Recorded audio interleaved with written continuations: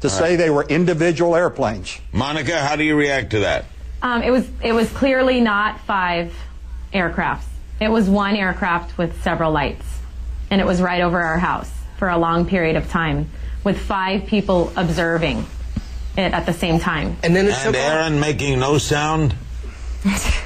No sound, completely silent, and unless there is a plane that's a mile long, or it was all connected. So, bottom line, it was one object that we looked up at. How do you know they were connected? Because we looked up and you couldn't see stars through it, and that's why I know. That's why I was like, Are you qualified to look at the sky I'm not, at night? But Can you don't identify care. stars? I don't really care about this subject enough, and what I saw, I wish you would have seen it.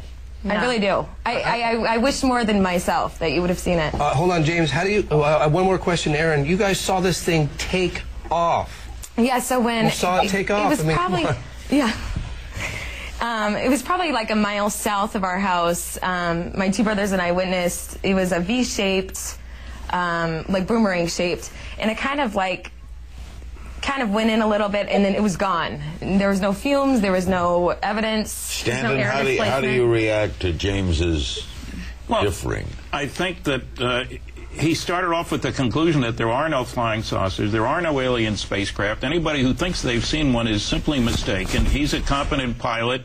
He knows. But you ought to talk to the guys at NARCAP, National Aviation Reporting Center for Anomalous Phenomena. They've collected more than 3,000 pilot sightings, many of these multiple witness, radar visual, in the sky, in the daytime. Why do you deny it, James? James, why do you deny it? I'm not denying it. I'm simply looking at the evidence. First off, I should say pilots are not trained observers either. They're trained to fly airplanes. Let's be clear about that. Pilots make mistakes identifying things in the sky all the time.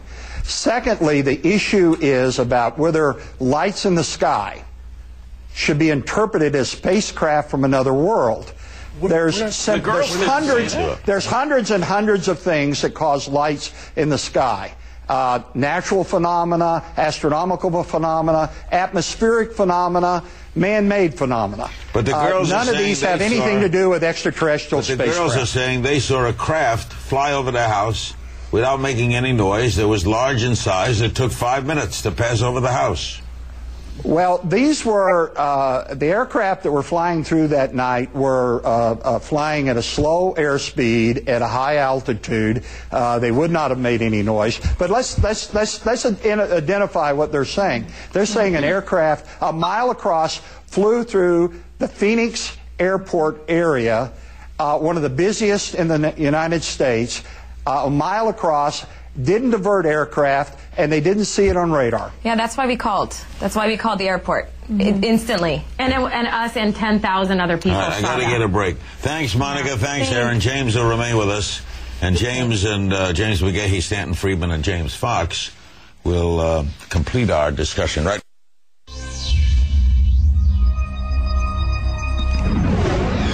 Remaining with us, James Fox and Stanton Friedman here in New York, and in Tucson, James McGahey. Mr. McGahey, what did you think of the Texas sightings? The Texas sightings are a classical example of people seeing lights. They really did see lights in the sky, but their interpretation of the lights. We wouldn't be sitting here talking about these lights if someone hadn't said the word UFO, implying an extraterrestrial spacecraft. Clearly they saw lights. What it should be noted is that Stevensville is on an air traffic corridor, both a low altitude corridor, high altitude corridor, going across the country. It's also on the approach routes into Dallas-Fort Worth, Texas, and it's just northeast of 2 military operating areas, MOAs, in which aircraft operate. And in fact, military aircraft were operating in those MOAs that night. In addition to that, the atmospheric conditions that night were conducive to other atmospheric phenomena such as sundogs. And in fact, someone actually took a picture that afternoon saying that it looked like something some other people had seen, and it was a sundog, a parhelion. Stanton, when you hear people like James present the opposition, do you also look into his presentation Do you investigate his side? Yes, I do. As a matter of fact, in a new book, I show that certain documents that are controversial, I find a bunch of phony documents as well as the real ones. I'm only interested in the real ones, of course, but I had to go check out the phony explanations that James has provided. The Air Force has said they didn't have anything flying. Remember, they discounted that very strongly. Not us. We know from nothing. It is really said, Larry, that, for example, an Air Force general said reports which could affect national security are not part of the Project Blue Book system. That's a formal statement by an Air Force general, led to the closing of the old Project Blue Book. You haven't seen the press grab onto that one. The good cases, the ones that could affect national security, they're the only ones we care about. James Fox, do the naysayers like James McGahey ever make an impression on you? Well, you know, it's frustrating to me because it's like going like this, you know. Listen to the testimony that people are saying, respond to what they're actually saying, and that, at least, you know, is intelligent dialogue. James McGahey, do you completely dismiss the idea of aliens and UFOs? Not of aliens. Extraterrestrial intelligent life, of course, is possible. The question is whether it's visited the Earth or not. And there's simply no evidence that extraterrestrial spacecraft have ever visited the Earth. There's That's no easy to say. issues. Yes, it's easy to say because there's no evidence. The scientific community would agree. I am a scientist. I study the night sky. I take images every night of the night sky. By the way, let me comment on this Air Force issue, which is a little bit complicated. All right, I got to get a break and I'll have you comment because we're running out of time. We'll come right back. Don't go away.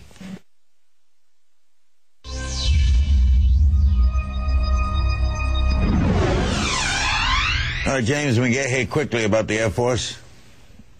Basically, when people ask the Air Force, they talk to the public affairs officer trying to find out what happens. Very often they'll ask someone, and ask the flying units, and sometimes they don't ask the right agencies and so forth. I have checked into this, and in fact, there were 8 F-16s flying in the MOA that night.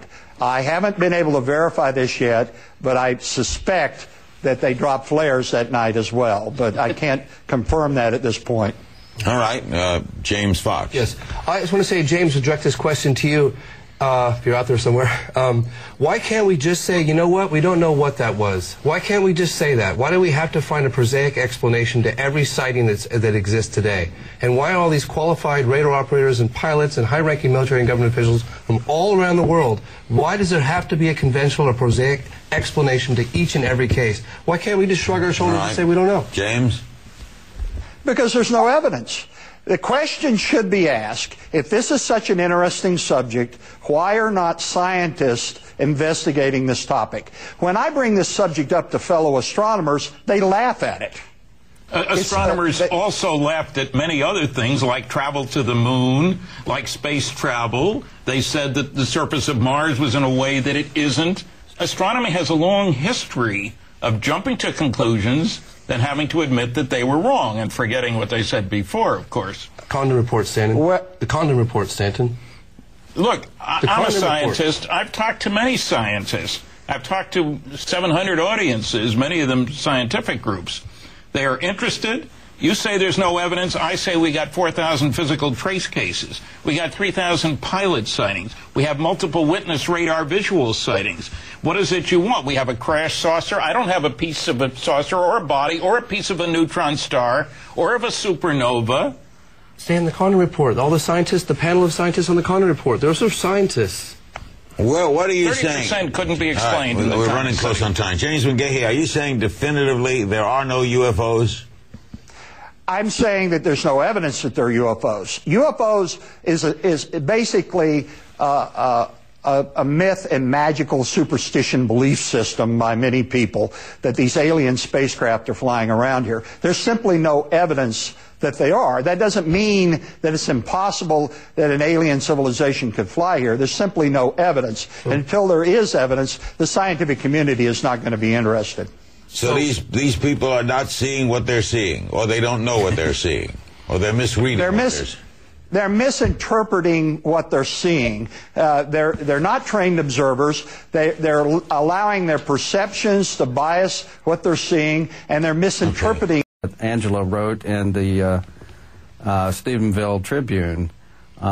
It was pretty clear from that this was a very significant sighting, and it's just we've received numerous additional sighting reports since then. Steve, in your estimation, Steve Allen, how fast was this vehicle going?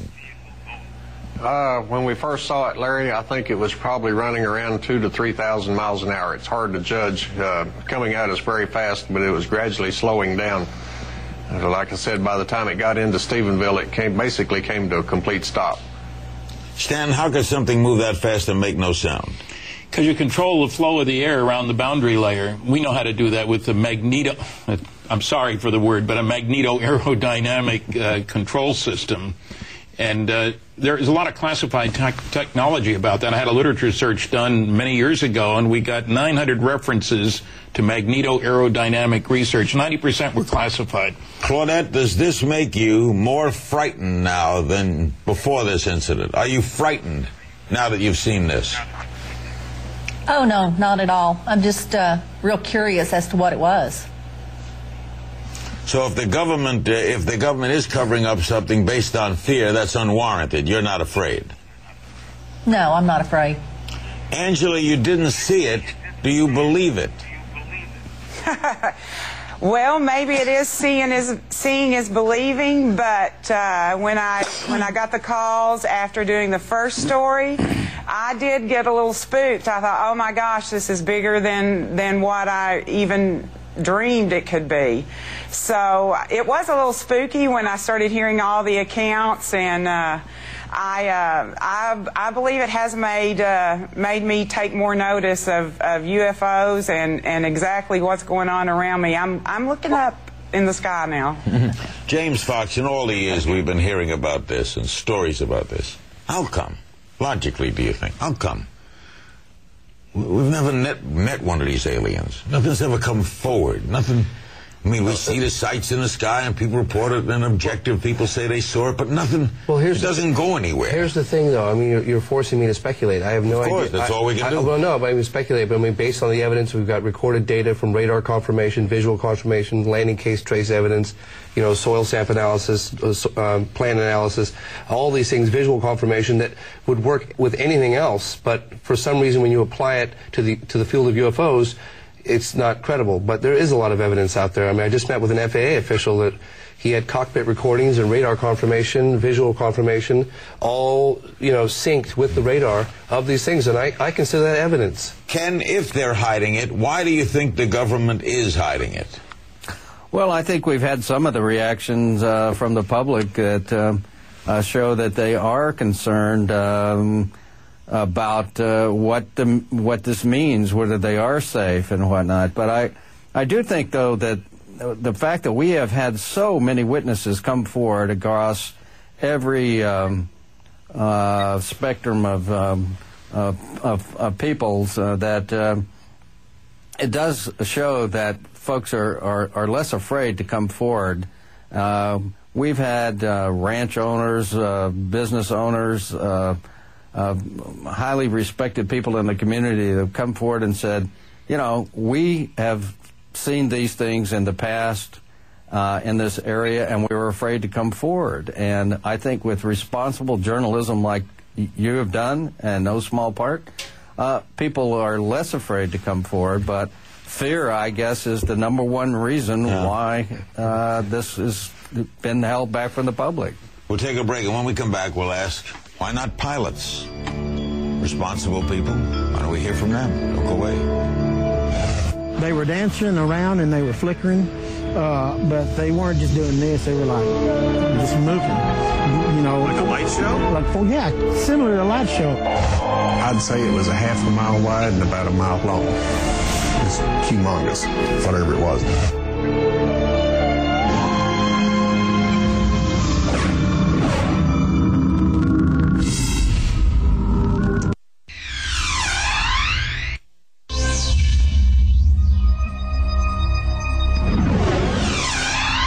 At the bottom of the hour, we'll be joined by a retired U.S. Air Force pilot who is a skeptic. What about more pilots? Did they come forward? Well, that's what I was going to say, Larry. There's a guy in here that's the National Press Club last November, which I just gave you this DVD, but Dubuc, 1994 Air France pilot, witnessed a saucer-shaped craft roughly a mile across. He testified at the National Press Club about this. He did a little illustration, and it was investigated by the French government. Yeah, so pilots definitely come forward, and there's there's another general who's a pilot in Jafari. Do you want to hear from people? I do, yes. I would like. That's one thing I'd like to mention is that we are doing a film right now, Beyond the Blue, and we're looking for military and government officials to come forward. And we can be reached at. We're also working on a book with Fife Symington and Leslie Kane.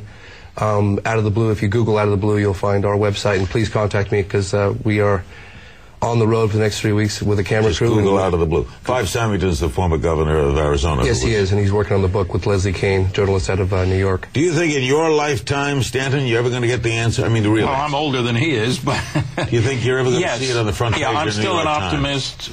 Yeah, I think so, Larry. I think truth will out. It may take a long while. This year has seen a big change in press attitudes. 10% of the people in my audiences believe they've seen one, but 90% of them didn't report it. If we could change that around to the other way... Yeah. Angela, what kind of attention are you getting? Are press people contacting you from other places? Angela? Oh, yes, I can hear you now. Yes, I am having a lot of press people contact me from other places, from as far away as Japan and London, Canada, just all over the world. Claudette, do you have any friends now who think you're a kook? Several. Yeah, family, friends. Not so much a kook as just they're just inquisitive as to what happened, what we saw. Steve, is there a sense of disbelief? I know most people that know me know that I definitely saw something, so they've been out in their airplane searching the skies every afternoon. You're a private pilot, right? Yes, sir. Have you ever seen anything when you've flown? Absolutely nothing like this. I haven't seen anything remotely close to this. Do you think, Ken, that we'll ever have the full story, as I like to say? Will we ever see it on the front page of the New York Times? Well, I'd like to see it on the front page of the New York Times. It does seem that there are more and more rashes of these mass sightings, and whereas in the past people wanted to either forget about it, overlook it, or just laugh at it, it's taken more seriously now, and I think that's probably what has been going on, is setting the stage for letting the public really know, and I think that's what is happening in some regard. One at a time. Right, really quickly, I just want to mention, when I was walking through the halls of Congress, I handed out copies of Out of the Blue to each and every member of the House. It took me a week. And I met with a couple of members of Congress at the time, a couple of years ago, and they said they were generally interested in what was happening, and sincerely interested. And they said, but we can't go out on a limb on our own. We need pressure from our constituents before we can have congressional hearings on this matter. So it's really up to the people to contact our representatives and say, look, we demand you guys look into this whole phenomenon. And that's what it would take, open congressional hearings, and this thing would be over. Stanton, what are the powers that be afraid of? I think they're afraid of admitting they've ignored the biggest story of the millennium for 60 years. Nobody likes to say, hey, we goofed, the New York Times, Washington Post. Secondly, I think there's a lot of concern on the religious side of things. Jerry Falwell, Pat Robertson have claimed that we are the only intelligent life in the universe. And they'd be up the creek without a religious paddle, and Jerry's already there. And so there are concerns about the overall impact, about how we think about ourselves. And, people say, why don't they land on the White House lawn? The President of the United States, I know this will shock you, but the President of the United States does not speak for 6 billion Earthlings. Sometimes he doesn't speak for 300 million Americans. You say, well, we'll hold an election. That's the democratic thing to do. Who speaks for planet Earth? And let the Chinese have 1.3 billion votes versus America 300 million? No way. So there are some serious concerns along those lines about where do we go from here? We're a planet where nationalism is the only game in town. I don't need to tell you that. Change things? The Galactic Federation doesn't allow individual countries any more than the United Nations allows individual cities to belong, wouldn't you say? So there are serious implications here. Yeah, I can say one thing really quickly. Hold it. Really quickly is that, you know, I know a lot of people are very passionately about a number of different terrestrial issues, but I feel at the same time, and I agree with that, but at the same time, if there's evidence to suggest we're not alone in the universe being withheld from us, I think it's unconscionable. Ken, was that you to want to say? Yes, yeah. I think we are getting closer to full disclosure. We have government after government that are opening their files. The Brazilians, the British, the Australians, the Japanese. We've had 3 cabinet members recently express their belief in UFOs, and I find it kind of interesting that they now have a satellite crisscrossing the moon taking photos. And there have been some anomalous objects in some of those photographs, and suddenly 3 high-ranking cabinet members would say, hey, we believe in UFOs. Hey, Steve, Claudette, and Angela, thanks. Ken, Cherry, thanks. When we come back, 3 new panelists will be added to James Fox and Stanton Friedman. Coming up, another fascinating story. 11 years ago, was there a UFO flying over Phoenix? We'll talk to eyewitnesses when we come back.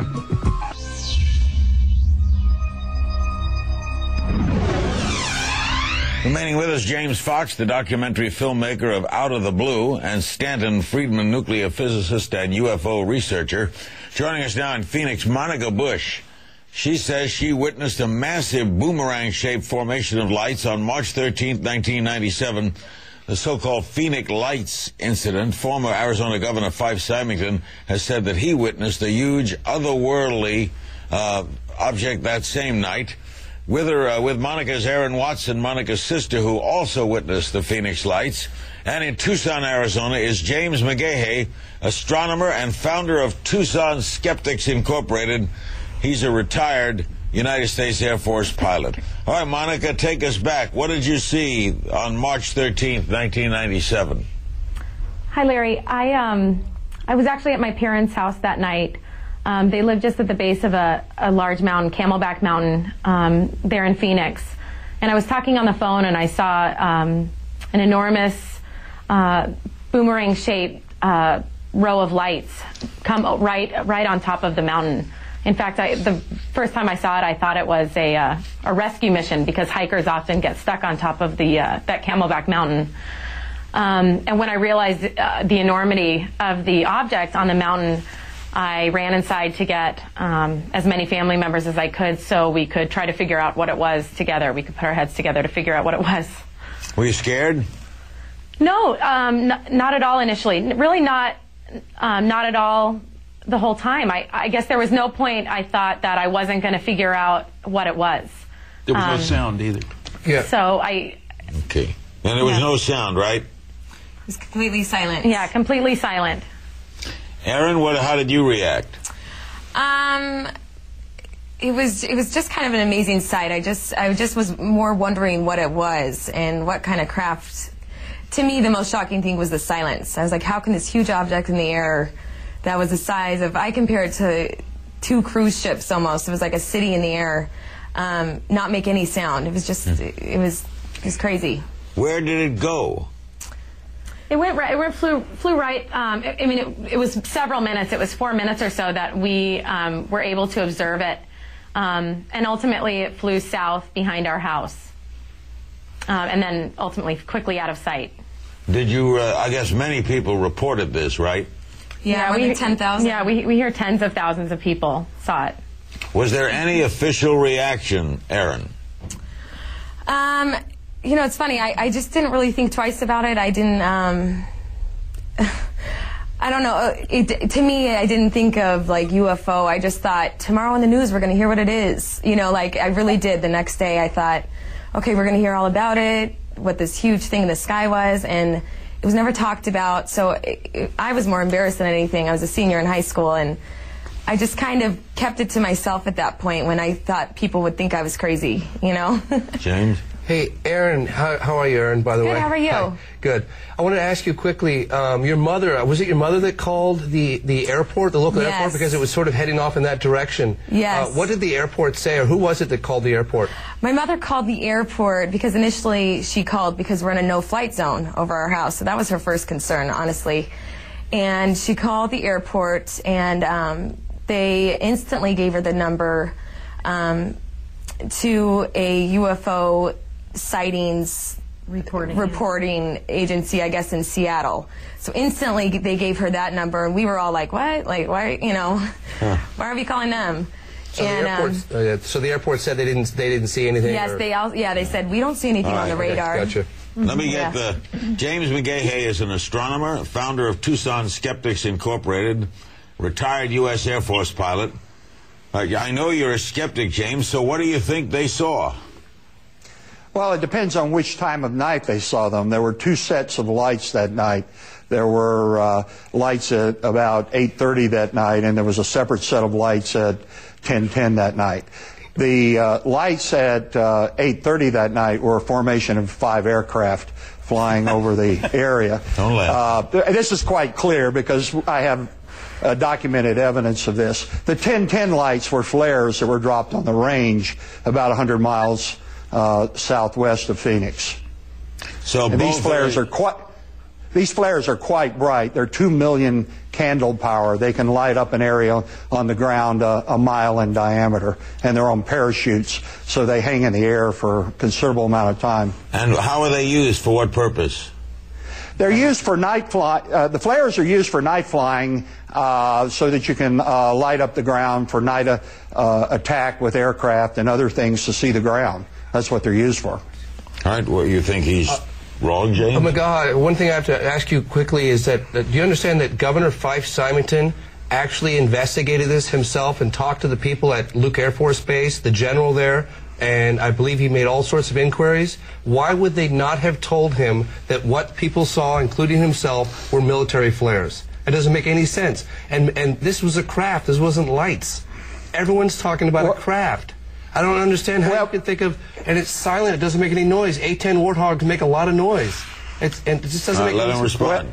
James? Well, the issue here is people see lights in the sky. The issue is interpretation of those lights, whether they connect the lights together and make a single object out of them. People are not trained observers. They misinterpret all the time when they see strange and unusual objects, and they have misperceptions of it. As to the regard to as to Luke Air Force Base had nothing to do with this. These A-10s that dropped the flares that night were out of a Maryland National Guard unit that was TDY, temporary duty, at Davis-Monthan Air Force Base in Tucson. Okay, one quick thing is I have to direct this question to Aaron. Aaron, who was it that actually witnessed this craft take off? That was me. Okay, thank you. Yeah, it was my 2 brothers and I, and we stood outside watching it. First of all, I want to clear something up. I was underneath the craft. And it was one looked up, and the stars were covered. I saw an object. So, unless you were there, there's just no way. There's just no way of you even being. Let me get a break, and we'll pick right back up with Monica, Aaron, and James, and Stanton, and our other James. Don't go away. I had the evidence that a crash did happen here. And then the red light was sort of casting a glow over the whole thing, so it looked like a round disc. People say, Mike, now you saw a B-2 bomber. My response was, we could land all 40 of our B-2 bombers on the wing of that craft. I would go ahead and feel the craft, which was warm.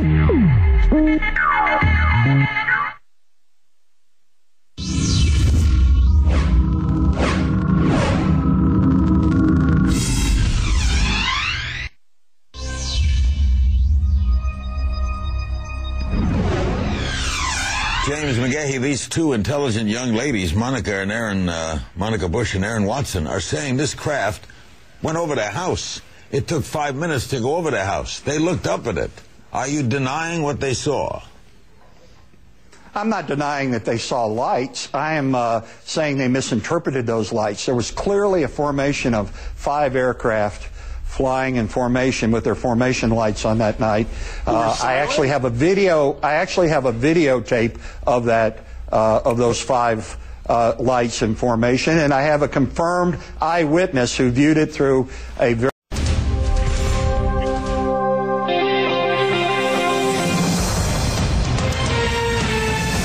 dancing around and they were flickering. Tonight's strange sights in the night skies over Texas fuel otherworldly questions and controversy. It's an unidentified flying object. The military denies it has anything to do with this. It's humongous, whatever it was. Close encounters and UFOs. Do you believe alien beings are out there? Do you believe they've come to Earth? We'll hear from eyewitnesses, investigators, and experts next on Larry King Live.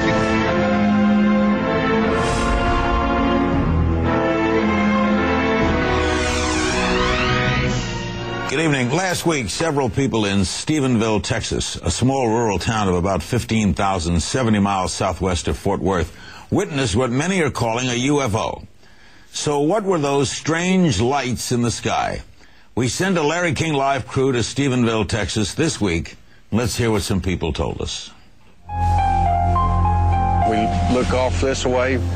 We have some lights approaching us at a high rate of speed. Came within probably a mile of us, about 3,000 foot over the ground. Very unusual lights, not from around here. Went past us towards Stephenville. The lights reconfigured and turned into flames, and then it disappeared. It came back by this way, and it had 2 military jets in pursuit. I looked back to the southwest, and there was a very bright light. A couple of seconds later, the second light came on. The next day, a friend of mine calls and tells me about a UFO sighting that had come over my house. I'm not saying I saw a UFO, but with all the reports from everybody else, apparently that's what I saw. That came right across the sky, across the northern edge of Stephenville, Texas, which I'm 2 blocks from the courthouse right here. They were quite large and moved quite slowly. They were at low altitude and made absolutely no noise at all. They were glowing red. The lights were moving together as though they were in formation or attached together in some way, invisibly or something. I don't know. We want to know what they were. Let's meet our panel. In Selden, Texas is Steve Allen. He says he witnessed UFO activity last week. He's, by the way, an experienced private pilot. With us as well as Claudette Odom. She and her husband were with Steve at their home when they witnessed what they say was UFO activity. Also there is Angela Joyner, staff writer for the Empire Tribune, the local newspaper in Stephenville, who has talked to several witnesses. Here with us in New York, 2 regular guests on this program when we deal with this topic. James Fox, the documentary filmmaker. He did Out of the Blue. He's also working on a new film about UFOs called Beyond the Blue. And Stanton Friedman, nuclear physicist, UFO researcher. He's been lecturing on the topic Flying Saucers Are Real since 1967. All right, Steve, let's hear it. Walk us through what you saw. Hi, Larry. How are you doing this afternoon? Hi. It was last Tuesdays a week ago. We was up on the top of the hill burning some brush and debris. Looked off to the east, saw some very bright, brilliant flashing lights headed towards us at a very high rate of speed.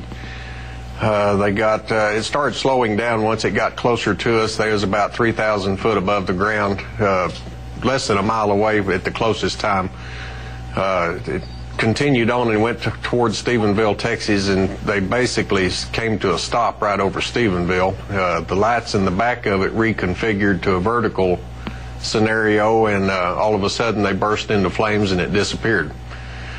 10 minutes later, the lights reappeared, and that's when we saw the 2 military jets that we suppose in pursuit, chasing it, and they headed back east towards the Dallas-Fort Worth and nuclear plant area. Claudette, what did you see? Actually, I got home and I came home. I'd called a friend of ours and Steve and Mike had said that they'd seen a UFO, and I didn't believe them, so I called the other guy that was out here, and he said, run outside and see what you saw. They're out there right now. So I ran outside, and towards Stephenville, it was like bright orange lights that were moving together, but back and forth. And it was real low to the ground, and there was no noise, but it didn't seem like it was that far away. And again, the lights were just so bright and kind of horizontal and no noise. All right. It was Now, completely Angela, quiet. It wasn't like an airplane. Angela, what are some witnesses telling you? I'm getting very, very similar stories from people that have called in and emailed me. And the thing that I hear over and over and over is how bright the lights were. And some people say they were so bright you just almost couldn't look at them. And the same thing about no noise, and that it was quite large. So I think there's been a lot of consistency in the spottings. James Fox, these people seem very normal people, right? Yes. What do you think they saw? I'd like to ask a question. Is there any chance, and I don't want to insult anyone's intelligence, that it could have been a comet? I'm not trying to insult anyone. I'm just asking, what's your response to that if I play devil's advocate for a minute? Steve, do you think it was a comet? No, by no stretch of the imagination. It was very close to us. Within, like I said, it was closer than a mile away. We watched it intensely for over 2 or 3 minutes, and then when it came back by with the jets chasing it, not much of a chance of that. Stanton, what do you think? Well, it certainly couldn't have been a comet. Comets don't move rapidly in the sky. They're a long distance away. They move. So what do you think?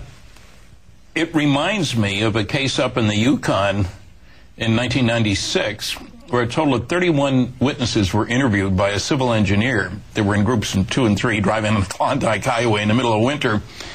And they all described this huge thing in the sky that was silent, that had very bright lights on it, that hung around for quite a while. There was only one place to stop. A lot of them had stopped for gas and food, and so the investigator, Martin Jasicus, registered civil engineer, was able to triangulate. And this thing was between half a mile and a mile big. So that rules out any conventional aircraft. The silence rules out, as you know, any airplanes, anything like that. So what's your conclusion? Probably, I'll call it a mothership.